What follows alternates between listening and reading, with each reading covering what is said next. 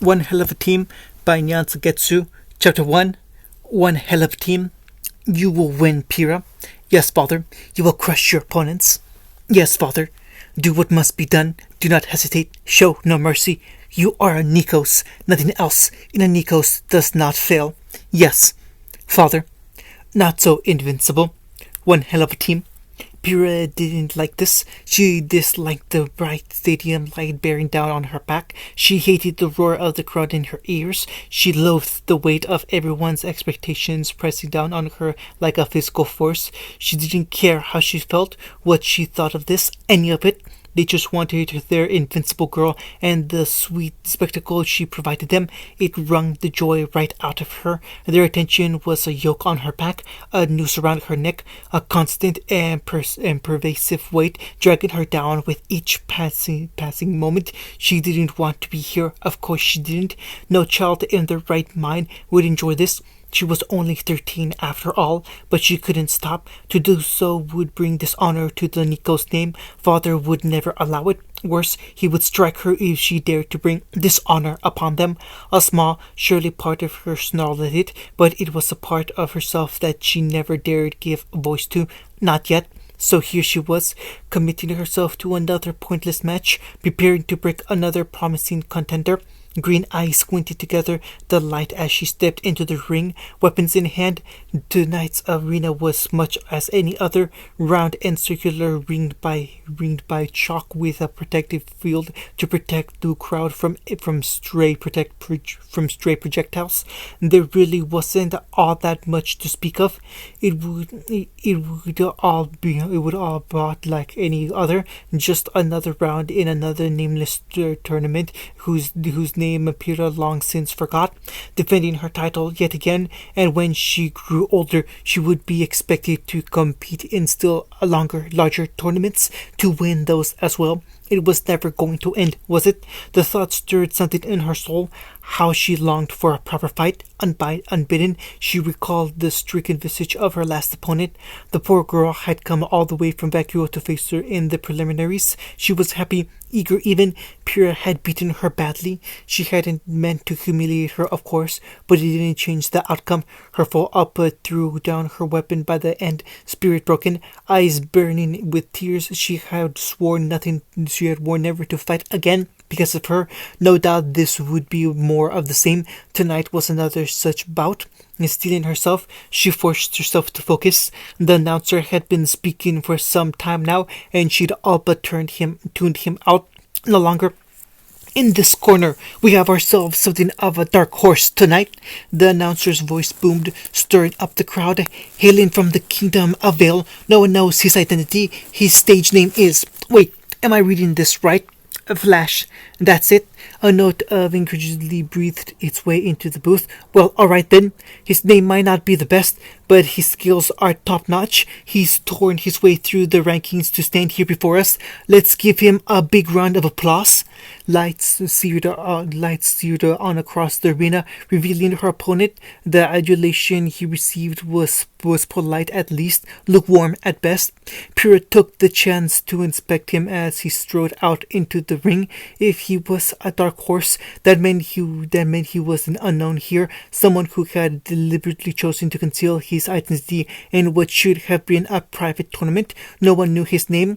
Tournaments always had a few of those. She'd not bothered to watch any of the fights involving him, and for the first time she found she rather regretted it.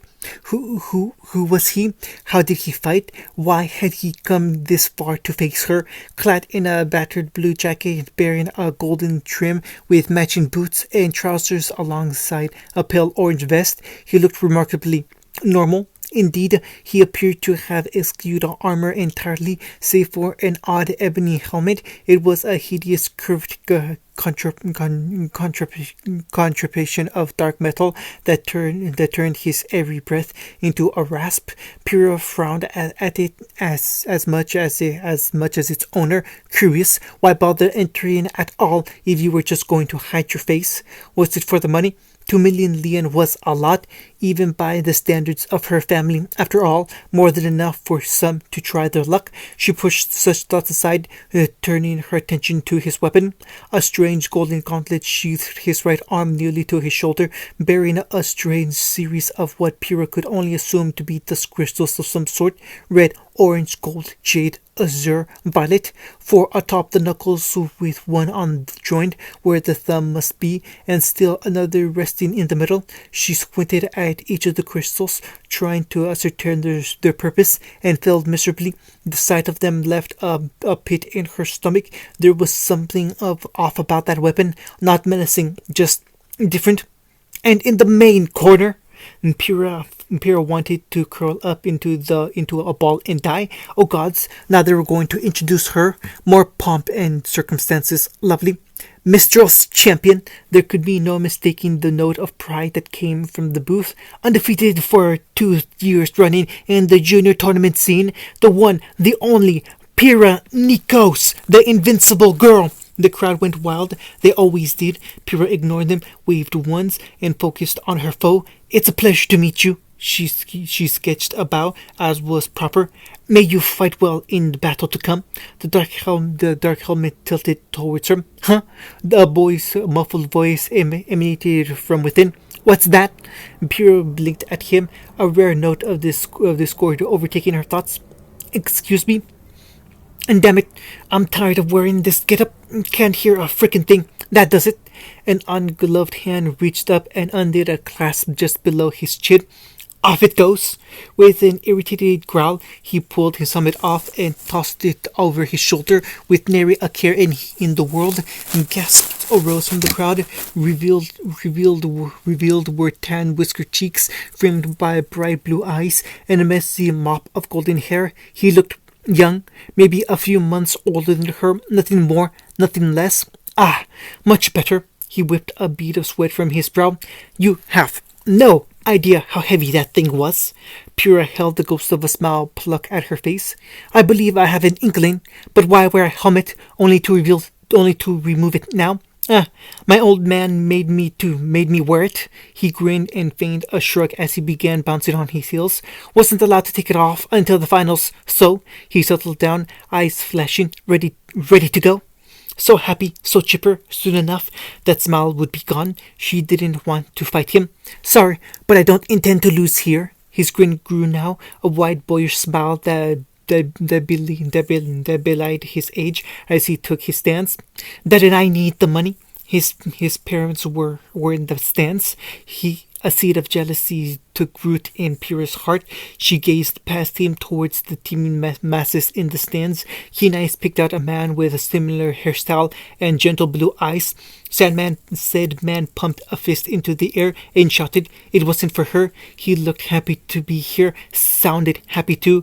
So did his son. What she wouldn't give to regain that feeling. She was expected to win here, nothing more, nothing less. Nikos did her duty. She was a slave to duty, shackled to it. Nothing would break those chains. She wasn't sure why that thought made her so miserable. She shoved it away. Fighting was her strong suit, not words.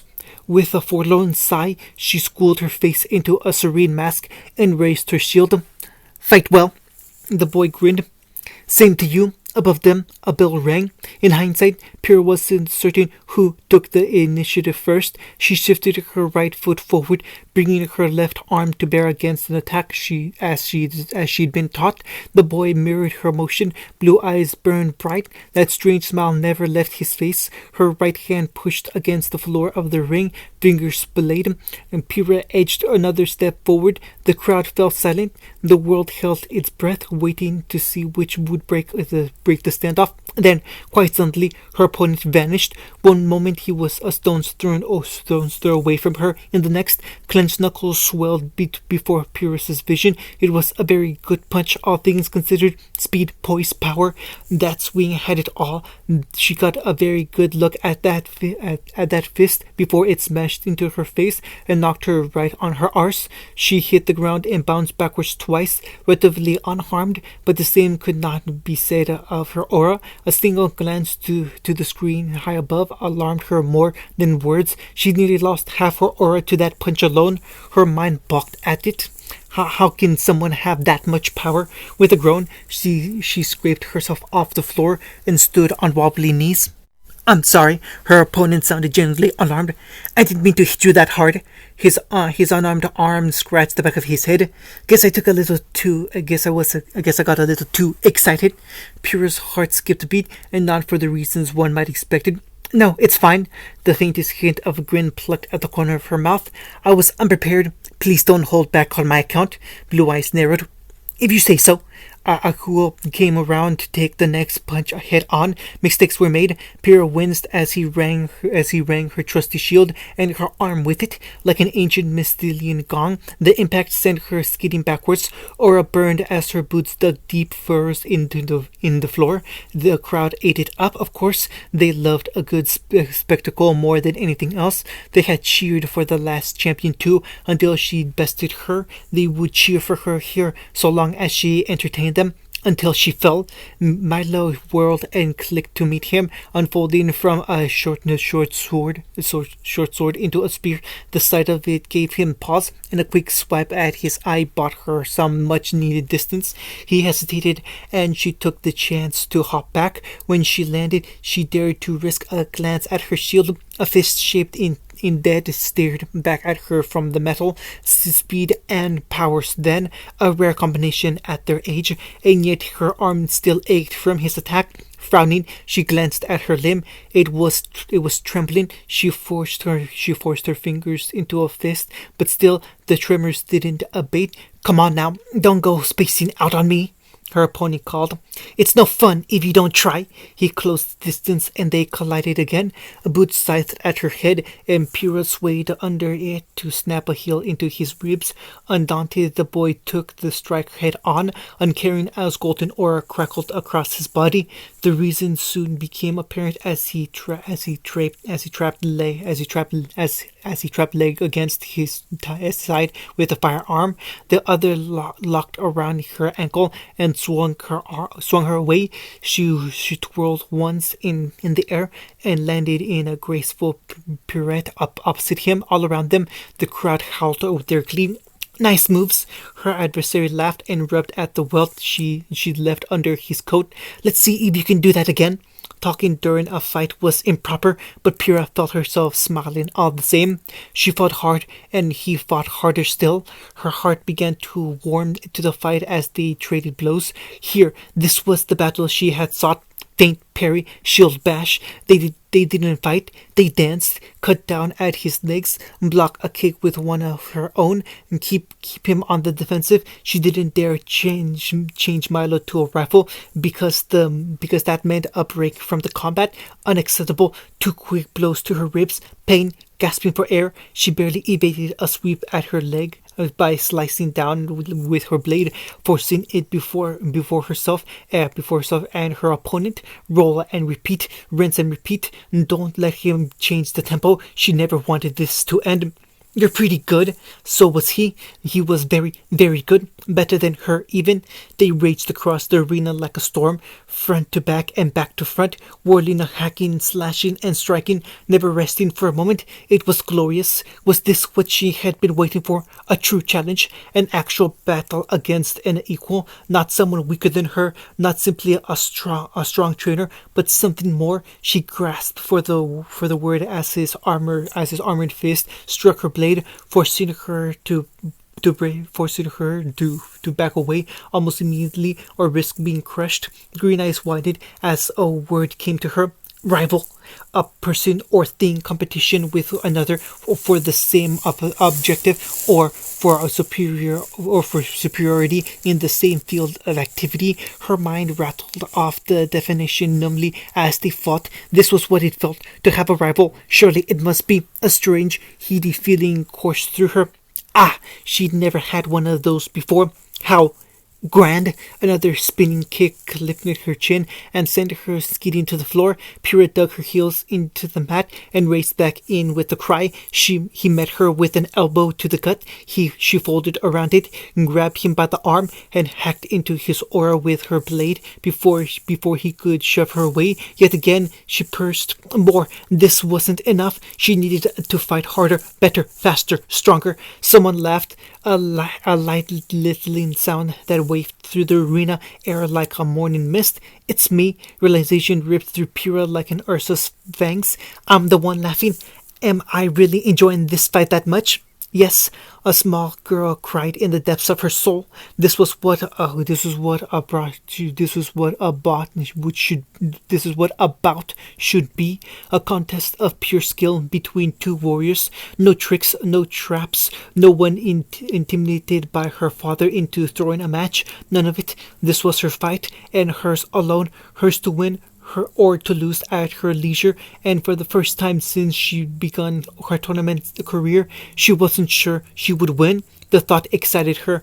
Parried another onslaught, Pyrrha changed her weapon again and drove the hilt of her sword into the blonde's face. She grunted in surprise and missed a combo, allowing her to chamber a frantic double kick to his chest, then shove off him entirely, using her momentum to launch him away. Like her, he dug his heels in, planting his feet, and charged back in with a laugh. This is fun! It was, wasn't it? She never wanted it to end. When he caught her blade in his armored fist, he could have snapped it. He didn't, and used it as a chance to drag her into a struggle. Her forehead touched his as she grit her teeth. They strained against one another. Her shield swatted at his face, and he blocked it with his unarmed arm to hold her at bay. That cheeky grin flashed out at her again, but rather than resort to dirty tactics, the whiskered warrior leaned closer. His lips brushed the outer lobe of her right ear. Looks like that was right, came the whisper. You really can fight. Because I'm the invincible girl. Her heart fell. He was just like the rest then. He only cared about her fame. Nah. That sunny smile shone brighter still as he pulled back. Never paid attention to all that stuff. It's your skills that matter, yeah. Fall. Who said anything about falling? Scratch that. Pyrrha's heart sprouted wings and soared into the very heavens themselves. She swallowed once, her throat gone strangely dry. Thank you, she whispered back. I feel the same. Then let's give him a show, huh? Blue eyes twinkled as he released her blade. Also, duck. Tanking a powerful punch on the surface of her shield, she charged forward with a piercing cry and cut down at his chest with a brutal cross cut. The blonde didn't dodge. Sparks skittered off his gauntlet as he thrust it in her face. Fingers splayed. Bright light flashed before her eyes, blinding her to the jab that followed. Aura squealed in protest, but Pyrrha couldn't bring herself to care. She ignored the blow and grabbed at where she hoped his shoulders were in the haze. Her gloves found purchase, and she reared back. Aha! Got you! She heard him curse. Oh, hell! Pyrrha's vision returned a heartbeat before her forehead crashed against his. Her world went white again. Headbutting an enemy was considered a boorish tactic by most. It required an exceptional thick skull, and if you didn't have one, you risked being stunned with your opponent. It was crude, brutish, not graceful at all. It would earn her a beating at father's hand. Once, such a thought would have had her quaking in her boots. Now, she did not care. Laughter tumbled from her lips again. Soon enough, he joined her, but though they laughed, their bout didn't end. Pyrrha ducked as his face shot over her head in a wild jab, bringing with it a rush of fire. She felt it sear a black line against her aura, but she ducked away before it had a chance to do anything more. Ah, so that's what he kept the dust crystals for. One was clearly light, the other fire. What were the rest? Ice, lightning, gravity, wind perhaps? She didn't think that was it, but there was certainly something about it. Ow! Her vision rushed back just in time to feel a hammer fist slam into the back of her neck. Pain rocketed down her spine, and she fell to one knee, dazed. Her foe swept in, ready to bring her down once and for all. Too close. A unfamiliar feeling pricked at her heart. He had her. One chance, one opportunity. Now, panicking, she flared her semblance and yanked at his armored arm with it. Not much, just a little, enough to throw off his arm, turn what would have been a decisive blow into a harmless swipe. She could see it now in her mind's eye. He would miss, and she would sweep in to finish this match. She would remain undefeated, invincible, untouchable. Alone, the thought filled her with sorrow, but her body wouldn't allow her to lose. Her instincts, raw skill ingrained over a lifetime of training, simply would not accept defeat. Nothing happened. He kept coming. She balked. What? Oh, his gauntlet wasn't steel at all. She'd made a mistake. It was gold. Pyrrha realized her mistake too late. By then he was inside her guard. A gust of wind heralded his arrival, blowing her hair back from her face, setting her ponytail swaying behind her back. But rather than finish her, he came crashing to a halt. Blue eyes met green. She blinked, startled as those gentle azure orbs spooled into a soft shade of serene, shimmering scarlet. His face shot forward like a pulling joining for a knockout blow. Those ice semblance, her mind bleated in a rare moment of panic. Has to be danger, too close, get away. Pyrrha jerked back with a rare yelp, trying to bring Akuo around in time to block. Too slow.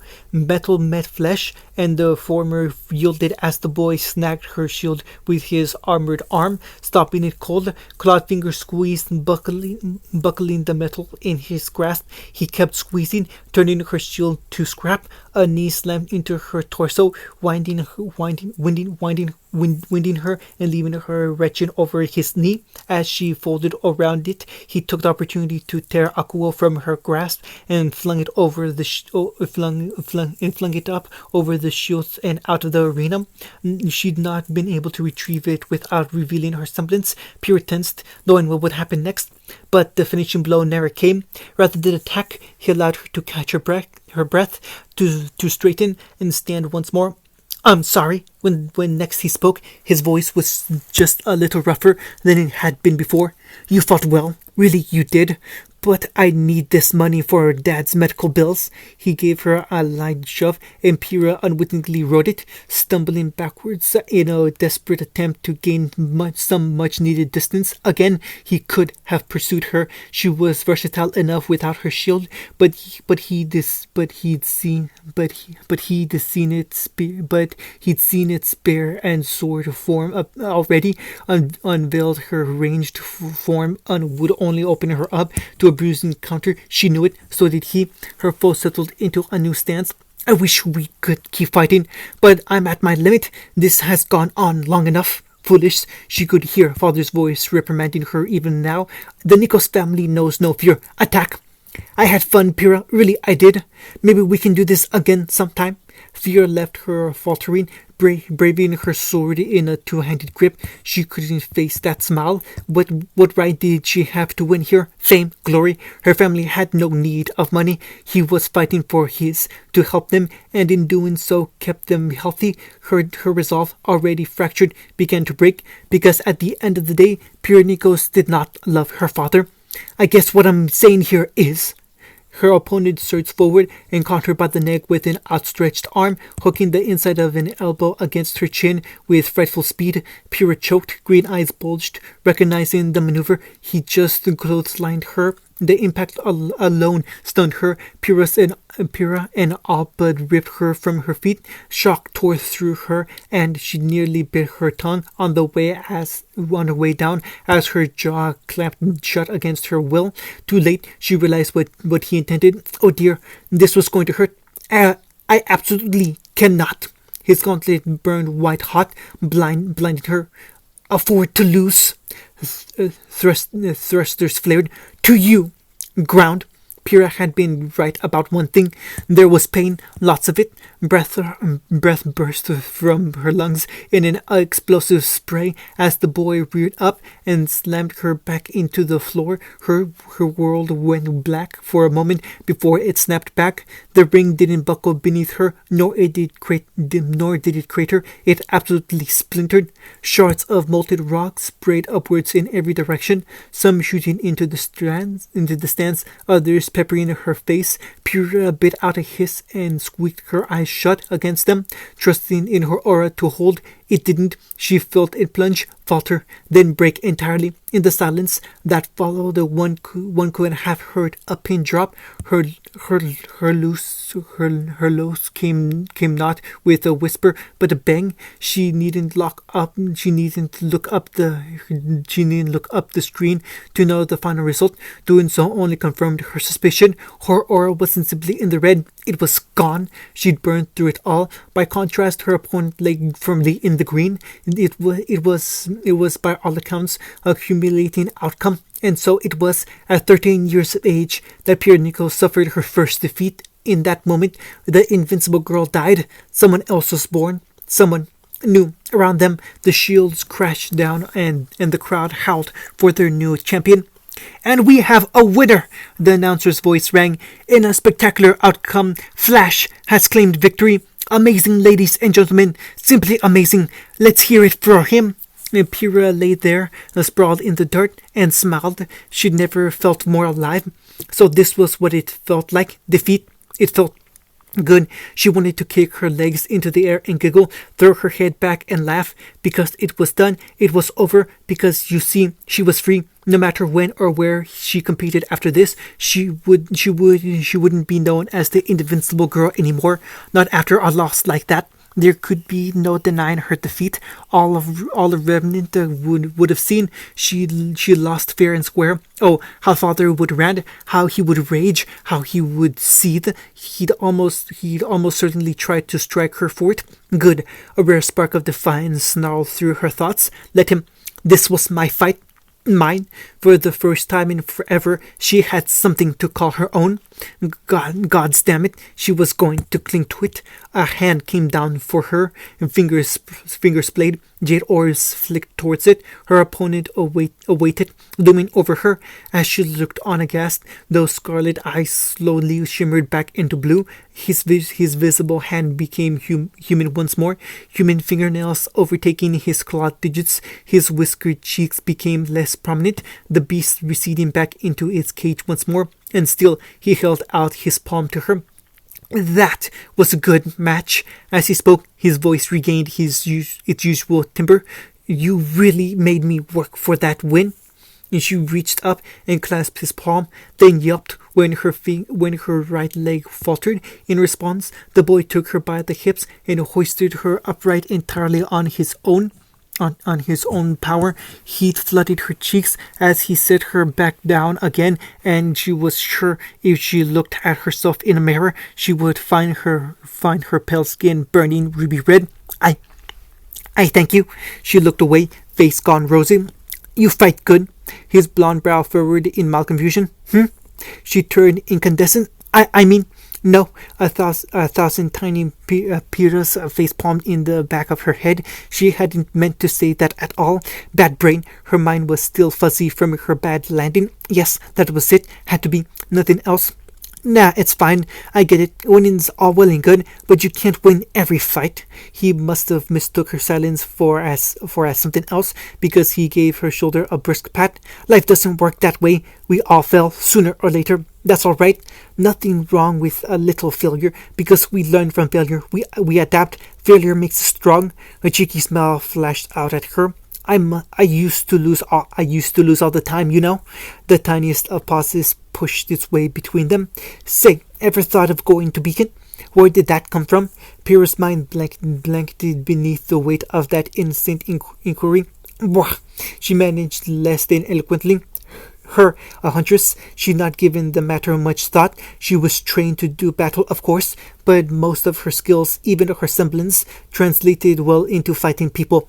Not grim. She hadn't fought one of those blighted creatures before. A very small part of her hoped she would never see one in person. And yet, did his idea not have merit? Well, I'm only 13, but Dad's been training me since I was little, the boy preened properly, jerking a thumb at his chest. I'm going to take the entrance exam 4 years from now. Pyrrha chewed her lip anxiously, unable to answer. What do you say? Undaunted, he grabbed her hands on his own. We'd make one hell of a team.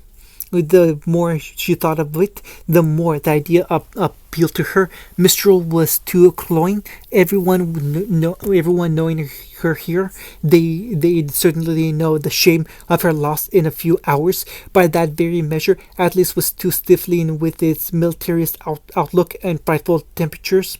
Vacuo. Nobody wanted to go to Vacuo. With skin like hers, she'd suffer sunburn every day of her life. But Vale, she'd never been to Vale before, and the life of a hunter was a far cry from the spectacles of a tournament champion, which she wasn't anymore. No one could possibly complain if she sought a different career. Father would, he'd never stand for it, but did she have to listen to him? Her eyes flitted to their interlocked hands, her lips parted. A stampede of paparazzi burst down from the stands and slammed the two of them together before she could answer. A dozen flashes went off in her face at once, blinding poor Pyrrha to everything. Everyone wanted to talk to her. Everyone wanted to know how the invincible girl, invincible no longer, felt about her first loss. Her family would be furious. Miss Nikos, such a close match. How do you feel about your defeat? The blurry shape of what might have been a microphone shoved itself into her face. Is this the start of a whirlwind romance? Her opponent squawked. Romance? What?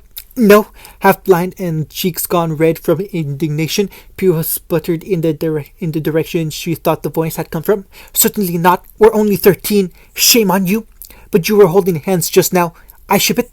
And thankfully, someone cracked the fool on the back of the head before she could. It might have been the boy. She wasn't sure. In the corner of her eye, she glimpsed her opponent, rival, up but squished against her right side. A wise man would have run for the hills, thrown her to the media dogs and bolted, but he didn't. He looked just as uncomfortable as she felt, but he stood his ground in the face of their onslaught and fielded off verbal attacks of his own. It won him no small amount of favor in her eyes. When the organizers tried to force the two of them apart, she resisted with all her might. Something told her that if they allowed themselves separated now, they would never see one another again. Defiance sparked to life, burning away the last cinders of her old self. Green eyes flashed with determination. No, Pyrrha cried out like a child forgotten at Christmas and clung onto his arm. He's with me, the boy balked at her. I am. Of course he was. Rival, partner, friend, or perhaps some myriad blended of the three. It didn't matter. She'd finally found someone who understood her, that he could fight on her level and beyond. It was simply icing on the cake. She might be young, but even she knew better than to let someone like that get away. She was a Nikos after all. Her father could squawk all he liked about this honor and shame. He had already taken so much from her and mother, but this moment, this tiny shred of happiness, this she would keep. Yes, you are. She surprised herself with a giggle, pulling him closer. I didn't get your name. My name? A blue eye twinkled over his shoulder as he laughed with her. Sure, it's... She strained to catch it over their noise. This time, she succeeded. Naruto, he said at last. My name is Naruto Uzumaki. Unbidden, his words came back to her. We'd make one hell of a team. Pyrrha, she mumbled over the white noise. Pyrrha. They both knew her name, of course, everyone did, but it was the only thing responsible. It was the only response her frazzled mind could conjure in this moment. Naruto could have insulted her for it, could have called her an idiot, a twit, or a fool, and demanded that she let him go at once. He would have been well within his rights to do so. She would have been embarrassed on national television, her career torn down to tatters, and yet again he surprised her. Hey there, Pyrrha. Naruto beamed back at her as though seeing her for the first time. Nice to meet ya. He wasn't saying hello to the invincible girl. He was greeting Pyrrha. her. It's simple, normal Pyrrha. Nothing special about her. No bee's knees here, just normal knees. He'd rushed to her face, and she squeezed his arm just a little tighter as the paparazzi continued to babble at the two of them, and then he pushed her over the edge. So, how long do you think they're gonna keep asking us all these questions? Just like that, then burst. She couldn't hold it anymore. Didn't want to. Her mind clamped down hard. Too good, too pure, must protect. Laughter tumbled out of her as she doubled over, dragging his arm with her. She had no way of knowing how much her life would change from this moment. How could she? She was just a child after all. In her eyes, she had found a rival, if not a partner, someone who offered her a way out of the hell she'd been trapped in, a boy who broke her shackles. Together the two of them, alongside two other lost souls, would go on to forge one of the most powerful teams Remnant had ever seen. Their name would go down in history, whispered with reverence and fear alike. But for now, none of that mattered. There was only his arms in hers. Pyrrha held on tight. Previous, it was my loss. I'm not sorry. A stern hand cracked across her face. Never say that again. A Nikos never loses. But I have. The words escaped her in a rush. You can't change that. Father bristled at as that. She lifted her chin, silent defiant. His arm swung at her again. You dare? What's going on here? An older voice boomed. Nobody can beat my dad. Be good to my son, won't you? Minato laughed and tousled her hair like the proud father he was. Unlike me, he was newborn when we first came to this world. He doesn't know how to control himself. He's still learning. I think you're the first friend he's made since we came here. Pyrrha tilted her head. This world, I'm sorry, sir, I don't understand. Blue eyes twinkled with mischief. You will, some days. End of chapter 1.